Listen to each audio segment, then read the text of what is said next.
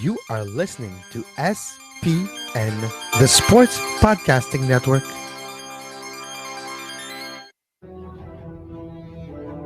Termina هناك لشوارزنيجر أوب أوب أوب أوب أوب أوب أوب Va a pegarle Ronaldinho Gaucho. Ya lo hace. Pierna derecha, directo al arco. ¡Golazo! ¡Golazo! ¡Golazo!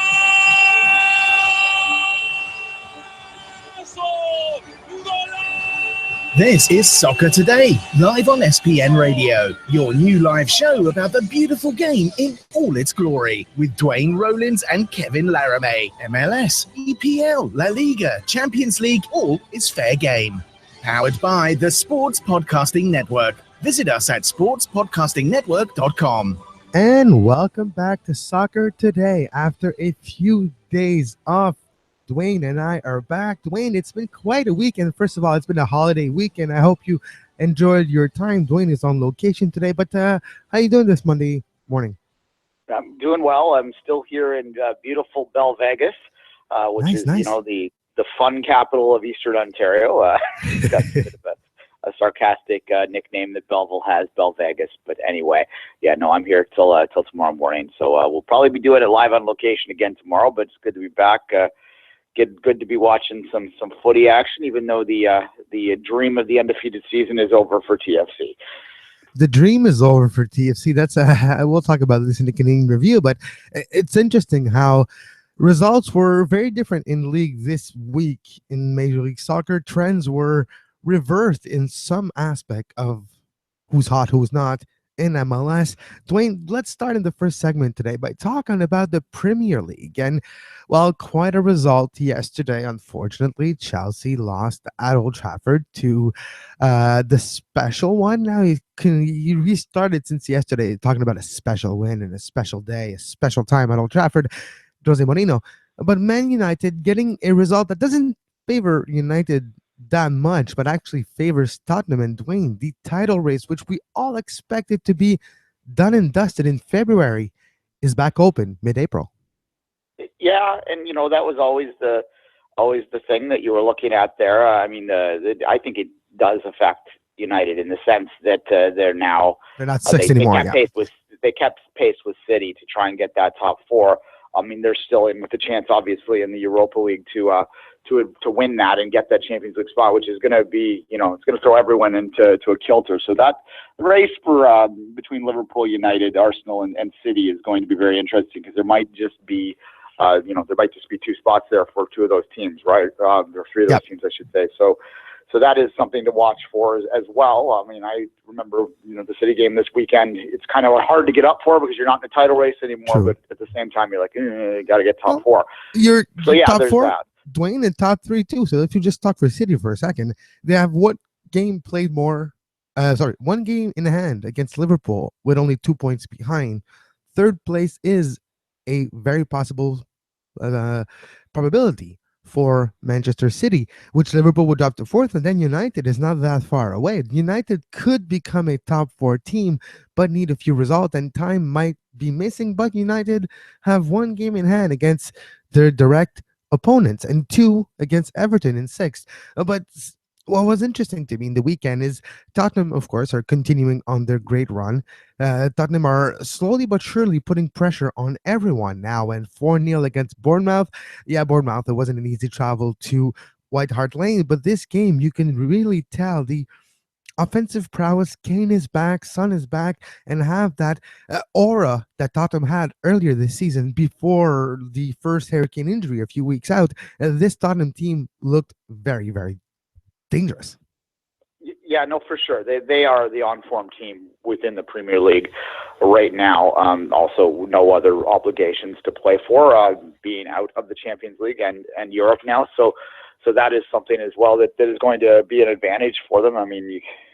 With United, as we said a moment ago, they're chasing that Europa League title, which beyond the trophy, I think, is the Champions League spot that would come with it, is more the prize that they're after there. So they will be fully committed to that. And they drew the first leg of their Europa League tie, but they're still obviously in that to win it. Look, Spurs, to me, this is it's kind of sad for a Spurs fan in a way, because I do think that this is their window right now. If they can sustain this, I still think Chelsea has enough to get over the line. There's still, until it gets within one result, I'm not going to believe that they're going to lose this. But at this point in time, I do think this is probably Spurs' window, because I just can't see United being as weak as they are moving forward, because I think Mourinho is going to build on that, and he does traditionally get better. I think that City obviously is going to spend a lot of money this summer to improve the areas that they struggle on right now. And, this still in many ways is, it's Pep's team, but not quite. It's still Pellegrini's team in a lot of ways in terms of the personnel that's out there. They didn't make as much purchasing in the summer as we thought that they might have. So I think that's going to change. And by fall, Duane, it will be Pep's team, though. That's how I feel, that by fall, with this summer window, the first big summer window that Pep is fully under control at Manchester City, I think he will get the player that he would like. Maybe not all of them, but I think he can get his top 2 targets easily. Well, and you give a full healthy season, hopefully, of Jesus, who looked amazing in the short time that we've seen him this year for City. And you have to you can't expect them to struggle as much next year. So the bottom line is, as it relates to Spurs, is as great a story they've been for the last 2 years. I think that they're going to, look back at this 2-year stretch and just kick themselves, because, first off, they get beat by Leicester, and how does that happen? They have their dream season, and then they of course, in the last day, they blew the possibility of finishing ahead of Arsenal. But really, I think that's a bit overstated. They obviously just had a bad day at the office once the title was out of chase, and that was done.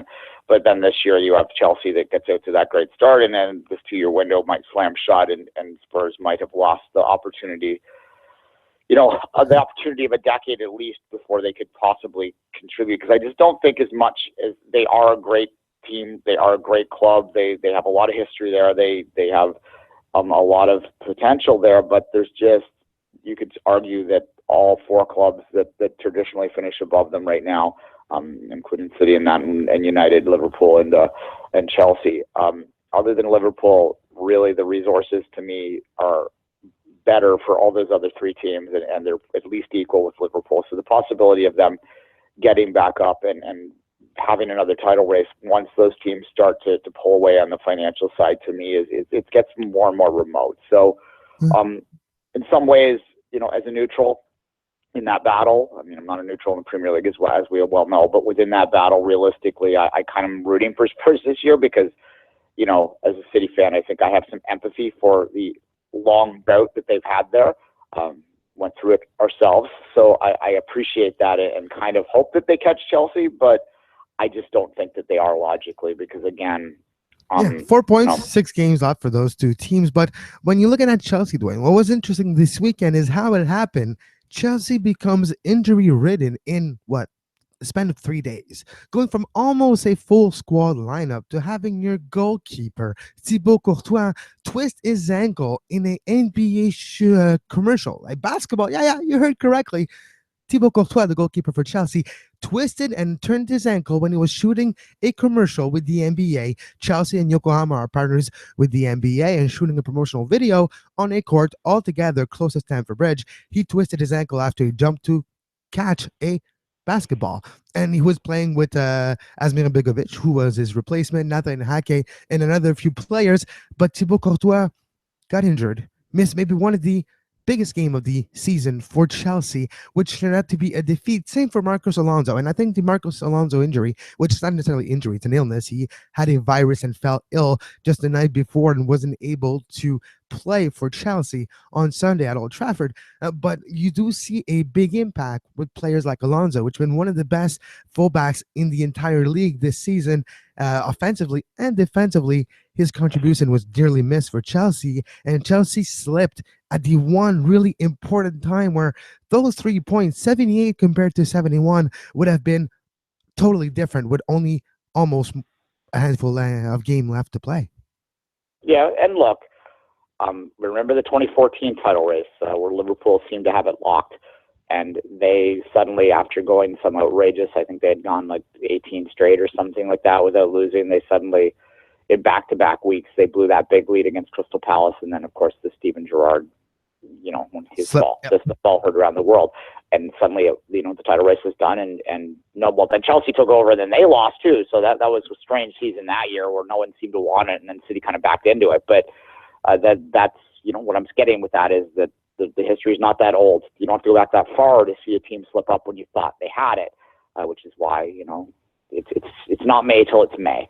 So we still have a couple more weeks, and Chelsea in the FA Cup as well now still. So whether or not they fully prioritize that now that the race is as close as it is another thing. And against Tottenham of all teams. So the semifinal is a London derby this Wednesday between Chelsea and Tottenham in one of the FA Cup semifinals. So you kind of have teams that are not necessarily going to go all out and use all their best assets against each other for what could be a very important game, and it's not. What do you prioritize at this point? But those two teams, Duane, you mentioned earlier, and we'll finish the block with this.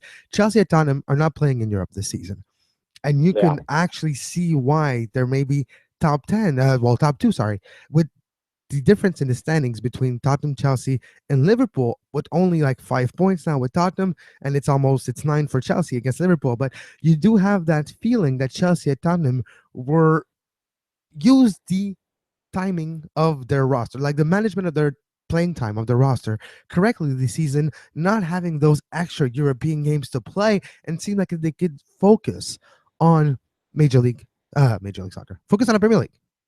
Yeah, Spurs was, of course, in the Europa League, but they crashed out. Exactly, early too.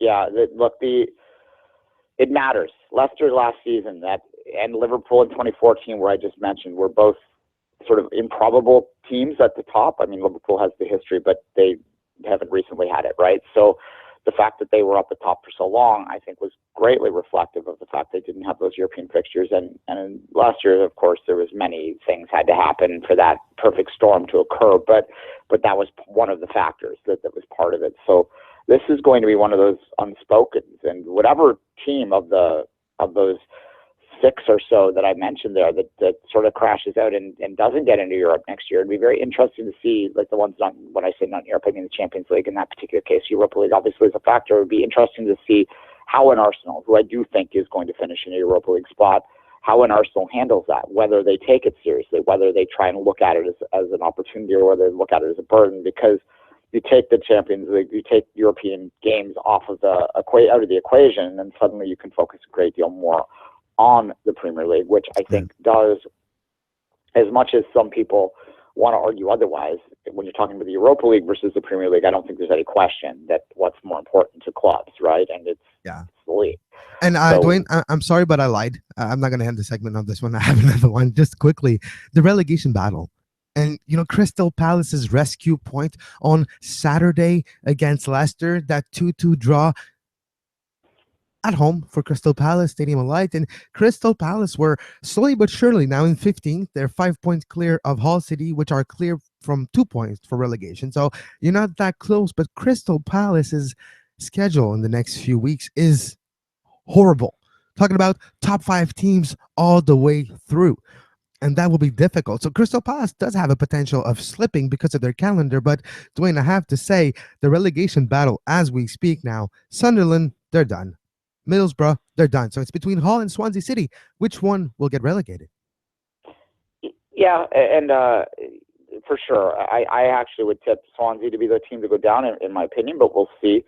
37 seems to be that magic number that people are pointing to. It used to be 40, but right now, just based on how things are looking, it looks like 37 is going to be the number that makes you safe. So there we are. I thought that Crystal Palace Leicester game might have been the game of the weekend, actually. There was a lot of entertainment in that one. And opened and really attacking and movement and transition and unrelentless at transition and movement. And it's fun to see sometimes teams going after it and taking advantage. And when you have teams in those predicaments like Leicester was, they're not dangerous now. They're not in danger now, but they still have that chip on their shoulder of being the defending champion and being 12th right now on the table. So, and Crystal Palace going after the game, it makes for great soccer. Yeah, well, in Leicester, the worst or most amount of losses by a defending champion in something like 25 years. So certainly not the best season they could have. And I think that to go back, we didn't talk about the Champions League games last week. It kind of went as we thought. That Leicester won 1-0, but didn't look that dangerous. So we'll see how they do back at home. But certainly that's all they have to play. And you mentioned the dilemma that's facing Spurs and Chelsea this weekend in the FA Cup final. Not so much in the other semifinal, or Arsenal City on Sunday, which is really the game of the season for both of those teams left right now. Whoever loses that one pretty much has nothing left to play for other than the pride of getting top four. So that's going to be a very, very, that's going to be a cracker, that one. So that would be my game to watch this weekend if you could only watch one. Yeah, exactly. So we'll take a quick break. When we come back, we'll be doing the Canadian review on Soccer Today.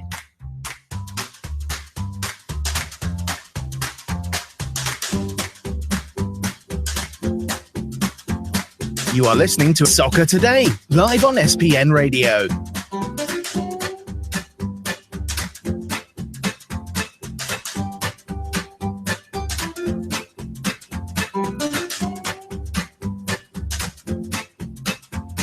Visit sportspodcastingnetwork.com for more.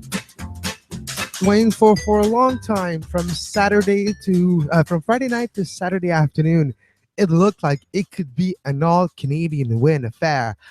But Toronto, a little slip late in Columbus, and they lost their first Trillium Cup opponent match this season. And the Trillium Cup gets wrapped up pretty early this year. But I think the story in that game is, for what it's worth, the Trillium Cup, the most prestigious trophy available to Canadian teams, clearly. At any rate, I think what that game said more was about the strength of Columbus, which so far, to me, I predicted them to be second in the conference, but so I'm not surprised by this. But I think some people are surprised by their strength and their ability to bounce back after what was really a poor season last year. They do look like, to me, that they're for real. So that was more the story to me. I wasn't, from a Toronto FC perspective, jokes aside, you're not going to go perfect through an MLS season. That's just not going to happen. It's those home losses, those 2 draws back-to-back at home, which have people a little frightened up here. I think that the only thing that's sort of keeping the fan base sane is both the short memory of how their season ended last year, and there were some struggles in the summer last year too, so it wasn't like it was smooth sailing throughout, but also the fact that we all stood in BMO Field and watched a team that was in last place in July win the MLS Cup. So that's kind of the perspective I would take on this. TFC's problems right now stem from the fact that their top line, their score, their offensive attack just really hasn't completely meshed yet.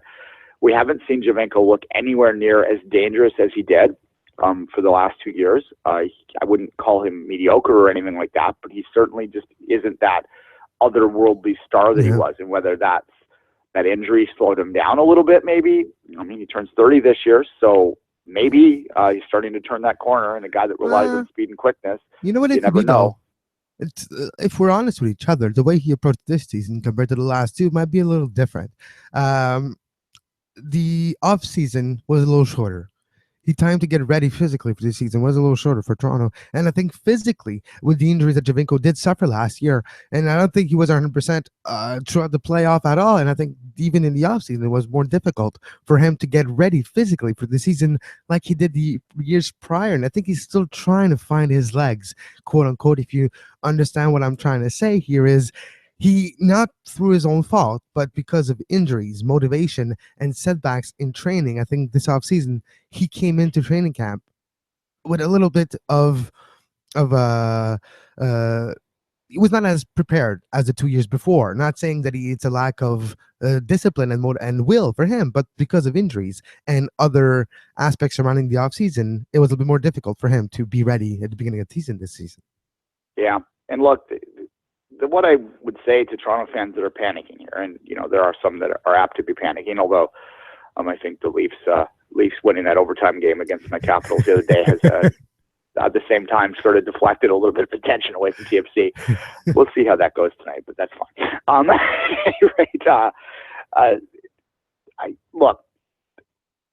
There's no team in MLS that's really dominating and pulling away right now. And you look at even Dallas's struggles, giving up some late goals to drop points as well. And you kind of look at this, what you would consider the Supporters' Shield favorites, and no one is really dominating early on. And that could just be reflective of everyone learning the lesson of Seattle and just understanding what matters in this league, and no one truly prioritizing a shield like a season that's dominant. Now, that said, you give Javinko hits the penalty in the first game and a one little break here or there, and TFCs could be in first place in the East right now based on the results so far. They were undefeated up until this past weekend. So I'm not anywhere close to worried about this team just yet. I do think that if you look back and when they were truly firing on all cylinders last year, the big player to me in the stretch was Josie. Josie has looked good at times this year, but he has not been quite at that form yet. And if he gets to that form and then Javinko can start to play into a season, then this team, the talent's there. We've seen the talent perform.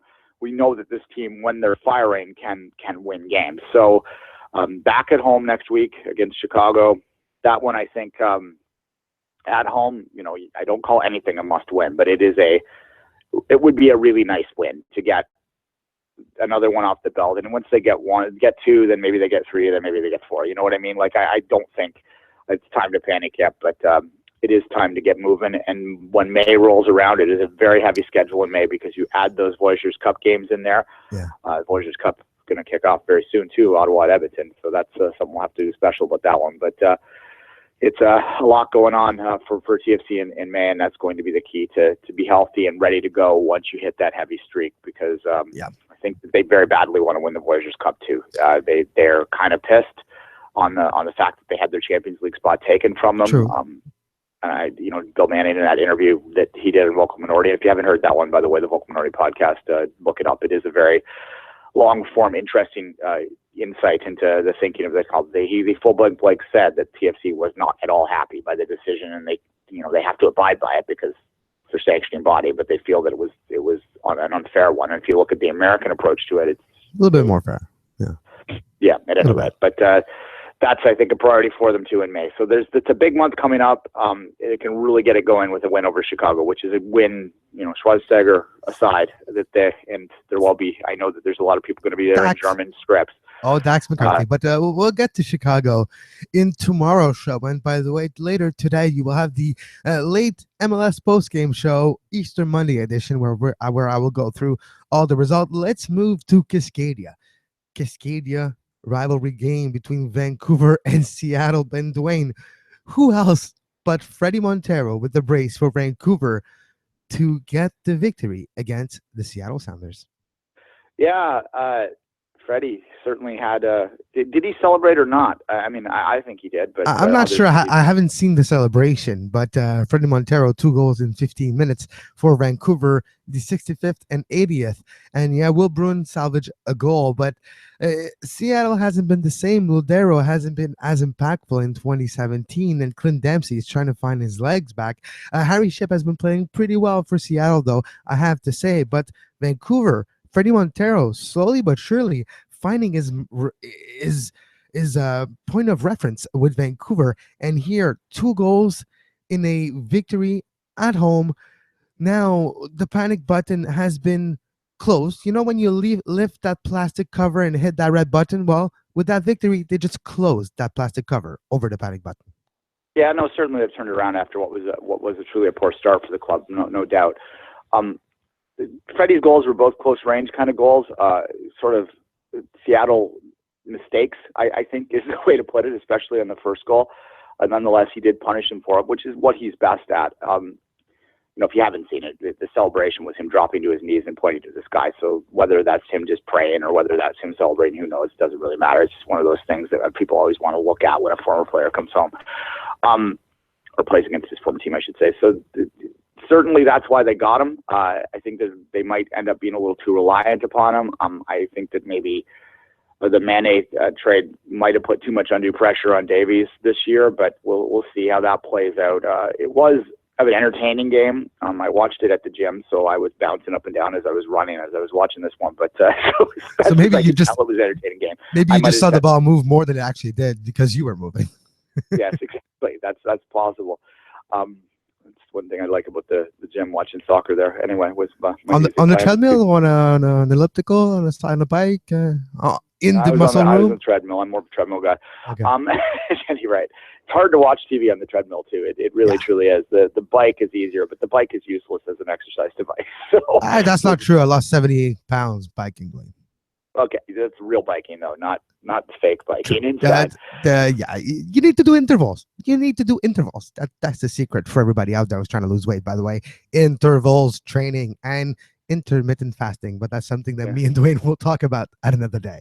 On our fitness podcast, which We're both not good models for fitness podcasts, to be quite honest. Yeah, well, it ebbs and flows that way. But no, nonetheless, it was a good game and obviously a good result for the Whitecaps. And we made the joke about the Trillion Cup before. I don't get it, but they love it. They do care about their Cascadia games, and certainly it's a rivalry game there too. Well, I can understand though, when your country rival of Toronto, Montreal are so far away, and you have those teams close, it kind of have probably the same value to them as the World Cup has for you and I, just because of the history of it and the closeness and the constant banter and chirp between the teams, which in a way hype that competition, in a way gives more credence to it, to the people in that Cascadia bubble that we can't really relate to. But if we put ourselves in their shoes, we might be feeling about the World Cup between you and I on how Vancouver is feeling the Cascadia Cup between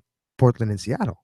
Yeah, no, I know. I intellectually get it. I just emotionally can't connect to it.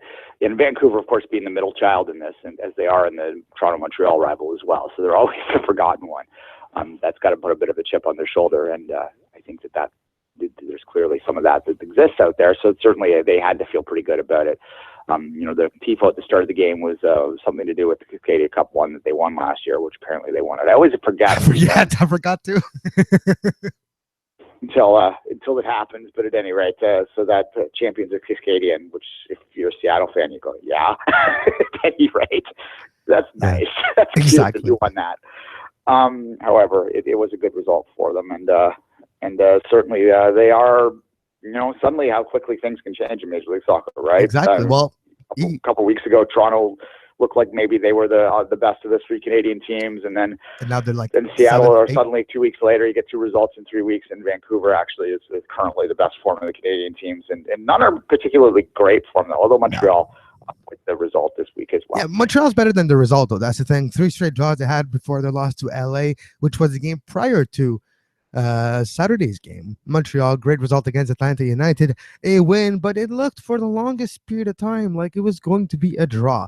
Montreal got lucky with the penalty call in the straight red. Piatti buried it and it was tied, and at this point Montreal was able to get a few chances, get a few looks on goal because of the man advantage, but never quite looked like they were going to break through. And up until a crazy heel flick jumping shot, it's kind of like he was doing a dance move. Jackson Amell buries it late in extra time for the game winner and truly delivered. Stade Saputo. Everybody was doing, you saw it last week. Atlanta United down one man is still maybe better than half of the team in the Eastern Conference. And they were playing with such a way that they were still solid, organized, and getting chances. And players like Almiron and Jones, and then Jones was subbed in for I forget right now, but you had other great aspect of Atlanta's team, Villalba, creating a lot of chances and looks on goal and things like shots that need to be saved by Evan Bush and like even down a man. But it took a special moment from a Canadian, from a homegrown player that had a tough week. Not false rumors, but rumors that since been kiboshed that he will leave Montreal. That was a rumor reported by Patrick Priolet from RDS, and apparently it's a miscommunication. And Jackson was told by The Impact that he was still in the plans of the team, and he caps this tough week with a great heel flick goal that is right now leading the MLS Goal of the Week contest vote. So quite a moment for Jackson. Villa's goal. Well, exactly. Villa scored from midfield, 50 yards out. Blake was not the best goalkeeper at that instant, and he kind of wanted to see the shot again. But Jackson with quite an amazing goal. Yeah, no, for sure. It's nice to see the Canadians get in there, particularly some of the homegrown. Balou as well, yeah. Some homegrown Montreal players have had, right? So certainly that is, well, there's not a great week for Montreal. Yes, yes. From the Wandry Lefebvre situation to the Jackson ML rumor, it was a tough week. Okay, so I think you probably talked about that enough the woodworks. Yes, I did. And by the way, for Soccer Today listeners, Wandry Lefebvre is reinstated. The league has not pressed more charges. They have a conversation with him, and all the situation was blown out of proportion, and small details were not taken into consideration, and it was judged by MLS that the player could reinstate. There was a letter of excuse and a letter of apology posted on social media by Wandry Lefebvre, and now you will have Wandry Lefebvre available in the next few weeks when he is 100%. Still had some difficulties with form and fitness over the last few weeks, because of injury. So as soon as Wandry Lefebvre is he's back, is reinstated. So we might see him on the bench or in the back line, but depending on injuries, Victor Cabrera is injured now, so we might see him on the bench for a Kamara. It will be Kamara, Sima in the center back, Duval the right side, and Lefebvre probably on the bench. Yeah, lesson learned here. Don't imply that you're going to shoot your opponents. There you go. It's pretty simple. Lesson learned, do not take pictures of BB gun or whatever type of gun if you're a professional athlete on social media. Yes. Anyhow, the gun nuts out there the gun enthusiasts out there will understand a little bit more what it was. I say hi, Brett Shea. Yeah. All right. No, but look, the story of Montreal to me was the return of Nacho, right? Like, Piatti gets back out there, the team changes. The story so far this year for the Impact, in my opinion, has both been Piatti being out for a while, which has impacted the results, and I think that the strong play of Bernier has been another great story, a good story, a positive story for Montreal this year so far in what we now know to be his final season. He wants to go out with strength, and certainly, as I said when I was talking about Toronto, there's just no one pulling away with anything right now. So really these early days, and we still are fairly early in the season, are about finding that form, because I think whoever wins the East is going to win it in August, not in April. And Montreal, though, finds themselves with an opponent that's ripe for the taking next Saturday in Philly. Philly only have 2 points. There's already a gap. Like, the biggest gap in the Eastern Conference right now is between the 10th and 11th spot. There's 4 points. If Montreal would have lost, it would have been a big deal. But Montreal, with that win, climbed that gap, and are now just 1 point behind Toronto and just 2 points out of a playoff spot. So it's really tight from 10th to 4. But from 10th to 11, there's as big of a gap than from 10th to 4. And that's crazy. Philly is terrible. Jim Curtin is on the hot seat, and I kind of have a hunch. Sorry, I can't speak today. It's my swollen tongue, just like last weekend. But it's Philadelphia. Jim Curtin, he's on the hot seat. He might not even be the coach by Saturday. I think he'll be the coach by Saturday, but I think that if the results don't go his way by the end of this month, I think that he might become the second manager of the Fire. There's just no doubt about this. Philly, it's not even the fact that they only have 2 points this year. You look at their record back from about the time Adu went out last year. Yeah. So you're going back to August.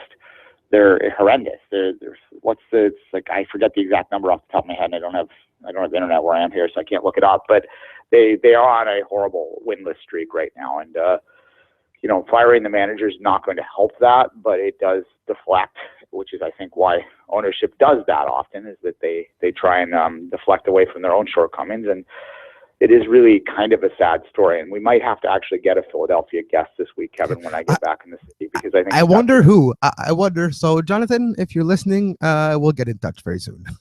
There you go. We could talk to Jonathan about that. Yeah, no, it's certainly it was a blip last year in hindsight, and they ended up getting that final playoff spot, that sort of sixth spot, which is the sixth spot right now in the playoffs. Being the lowest seed, having to play that play-in game on the road against the third seed, it's a fool's spot. Like it's sort of it's what am I looking for? Like a false gold kind of thing. That you look like, I'm a playoff. A fool's gold, yeah. A fool's gold. So you're talking about Pirit instead of gold. Yeah, it's kind of what that is in many ways, and I think it deflects away from what really is a poor season. And I mean, TFC had the sixth spot the year before, right, and had the ass handed to them by Montreal. So it's really, and the same with Philadelphia. That was not a competitive game. That TFC fans were stressed, and Philly did get a goal in it, but it really wasn't that close. And you play all season and then you have one road game less than a week later, it's really not much of a playoff appearance. Yeah, exactly. And I think that it deflects again from what our glaring weaknesses in the team, and now we're seeing it. Yeah, no, exactly. So for Montreal, you have Philly next Saturday at Philadelphia, but they just lost 2-0 at home against NYCFC. Yes, there's that goal by Villa from midfield, but Philly is in trouble. And Montreal's next game is against Vancouver at home on the 29th at 3 p.m. So interesting couple of games. And if Montreal can string a couple to win, you're talking about a beginning of the season that's not that terrible. Those 3 straight draws instead of losses, and the opening draw earlier this season, well, a loss, 3 straight draws, a loss, and the win. It's not that tragic when you're looking at the actual defensive play where they were able to just concede once or twice and keep their attack going forward and equalize late in game. Or yes, they lost lead late in games, but on the road, and they got those leads. And if you would have had inverted the aspect of those games where they would have go down a goal and equalized and get the same result, you would have a different feeling. So those are a little bit of skewed perception on those results. But with another victory, Montreal is not talking about a decent, you are talking about, about a decent beginning of the season if a victory comes against Philly. Yeah, and look, in all 3 Canadian teams, I think after what have been frustrating starts to the season, we'll call them frustrating, not bad, are really just a win or 2 away from being excited by the starts, right? And so that's ultimately what I take away from these early days. As I said, no one's pulling away. The only real problem spot that you look at might be Philadelphia. I mean, the storyline so far, the Minnesota struggles to defend, Philadelphia struggling to do anything, and Atlanta having some good results. And you look at Atlanta, you touched on them a minute ago, and maybe we'll wrap here, but there's a couple things, having seen them back-to-back weeks and seen them in person, that I do think that they are very dangerous on that counter. Yeah. I think that they're going to be, it's an effective way to play in this league. So I do clearly think that they probably are a top 6 team in the East. They probably will make the playoffs. I do. Maybe even top 4. And well, maybe we'll see. It's the depth that I would still question. True. I mean, any expansion team is only so deep, and eventually, when you get into the grind of the summer, you might see them slow down a little bit. Not just that, let's wait on Almiron, because Almiron has been one of the key players for Atlanta, the way he plays, and he's tough. I have to tell you, he's tough. What looked like a separated shoulder close to the midpoint of this game was on the sideline and just came back and finished the entire game and looked strong and physical and wasn't shying away from duels with potentially just a separated shoulder that was just put back in. Yes, adrenaline helps during a game. We'll see if there's any damage and injury that are going to keep maybe Almiron out of the pitch for maybe the next game. And for Atlanta, they're already missing Josef Martinez. So for this injury, if there is one, we'll have more details on it later today and tomorrow. But Almiron is really tough, but maybe that could be a blow for Atlanta if there's any consequences of that toughness and that show of courage when what looked like a separated shoulder. I say what looked like because we haven't had confirmation yet, but what looked like a separated shoulder that was popped back in and he was put back into the play. I was impressed, but hopefully there's no damage to any ligament or muscle with that separated shoulder potential. Yeah, no, precisely. And then you get into any team's going to be affected if they lose a player of that stature. But nonetheless, I think it's amplified when you're looking at an expansion team, which just simply can't have the depth based on the fact that they've only been around 1 year. You can get your top 11 pretty good, as we've seen. The discipline issue, back-to-back red cards, is something to watch for too. It's too early to call that a trend, but it's something to watch out for as well. It was maybe not deserved 100%, just like Donadell's red card the week prior was not necessarily deserved. And for Atlanta, it's like almost 2 weeks in a row now they've been having harsh call against them. We are sympathizing with Atlanta fans, but you know what? Like we just saw this week from Montreal, over the length of time, usually it evens itself out. The Toronto red card was a red card. It's the question is whether or not the video board made the call the referee, because it didn't seem like it was coming out until they showed it on the video replay. But we're going back a week when we talk about that, so maybe we'll leave that well enough alone. Yeah, exactly. But it's going to be interesting. All right, we'll wrap things up for today. You can follow Duane on Twitter at 24th Minute and myself at Kev Laramee, and follow this show at Soccer Today SPN. Stay tuned to the Sports Podcasting Network, as later today we will have the MLS post-game show, Easter Monday special, and we will be talking about all the results of Major League Soccer, and late tonight, the Bahrain Grand Prix review on Scuderia F1, the second most listened Formula One podcast in the entire world. And until then, for Duane Rollins, I am Kevin Laramee, and have a great soccer. You were listening to SPN, the Sports Podcasting Network. Visit us, sportspodcastingnetwork.com.